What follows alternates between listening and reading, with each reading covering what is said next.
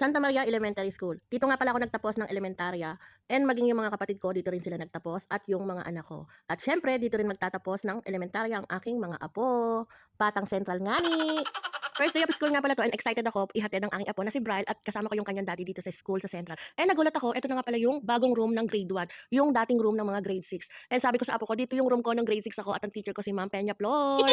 Sa paglipas nga ng panahon, marami na talagang nagbago at talagang magugulat ka na lang. At dito na rin kami nagkita-kita ng ibang kaklase ko at batchmate ko dito sa Santa Maria Elementary School.